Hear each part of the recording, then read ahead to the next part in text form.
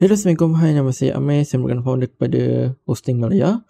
Video kali ini saya ingin tunjukkan bagaimana cara untuk anda membuat semakan untuk cPanel dan juga WHM License Verification dan juga WHMSS, sebab dua ini adalah software yang paling utamalah digunakan oleh company hosting untuk manage lah.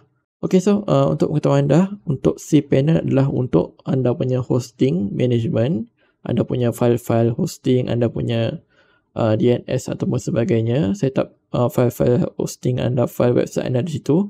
Dan manakala untuk WHMCS ni pula ialah billing system yang hosting gunakan untuk pastikan pembayaran hosting tu berjalan lancar lah.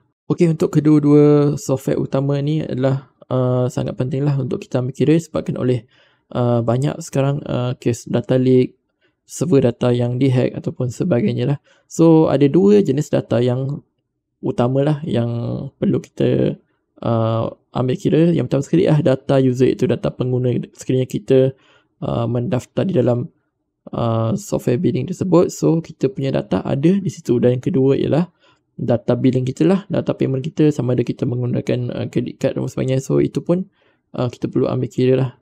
Okay, so itu di antara data yang kita perlu ambil kira lah, sebab ia melibatkan data privacy, data kita punya billing.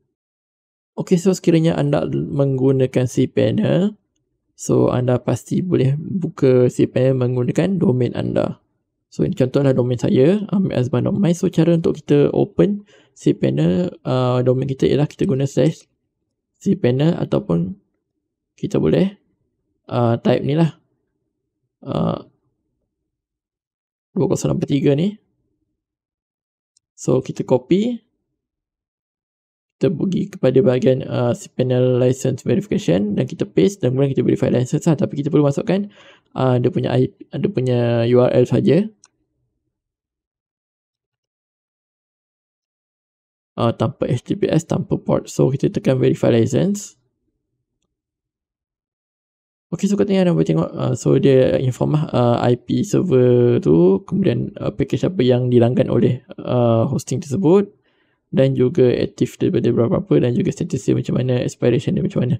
So sebagai contoh, untuk license yang telah pun tamat, anda boleh tengok. Ini adalah contohnya, kita klik verify license. Ini contoh IP yang cPanel license sudah tamat.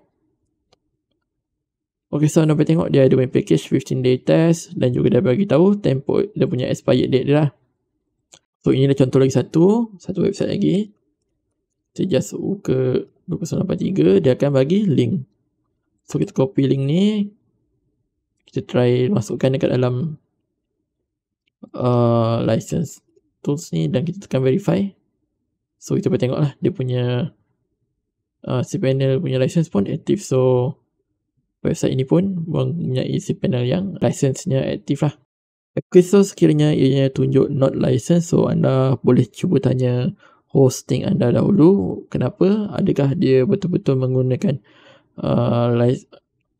unverified license ataupun illegal script ataupun null script atau sebagainya. So berhati-hatilah, kerana kita sebagai pemilik web hosting, kita mahukan web hosting kita mempunyai security yang top notch lah.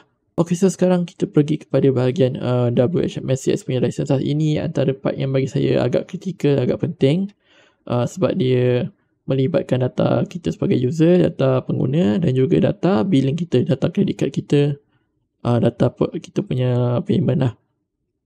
So pertama sekali kita pergi kepada website hosting mana-mana. Sebagai contoh ini adalah Hosting Malaya punya. So kita klik saja pada order hosting itu sebagainya. Contoh. So dekat sini dia akan ada link dah. So kita pergi copy link ni. Kemudian apa yang dilakukan, kita perlu masukkan nama domain tu di sini. Kemudian kita try klik butang submit. So dia kalau domain tu authorized, dia akan bagi tahu this domain is authorized to be using WHMCS. Okay, so sebagai contoh, saya letakkan domain saya yang memang tak ada WHMCS.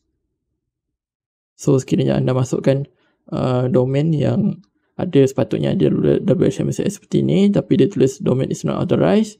So anda boleh cuba untuk elakkan gunakan, sebab yalah, kita punya data user dan juga data billing kita agak penting dan sangat tidak bagus sekiranya data tersebut leak ataupun bocor kepada pihak luar.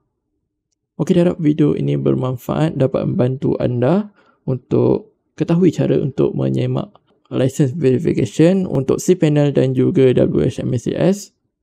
So sekiranya ada pertanyaan lanjut, mungkin anda boleh ajukan pada ruangan komen di bawah lah. Okey, itu saja. Sekian. Terima kasih. Even when you feel low, you can still go. Even when you feel slow, you can still go.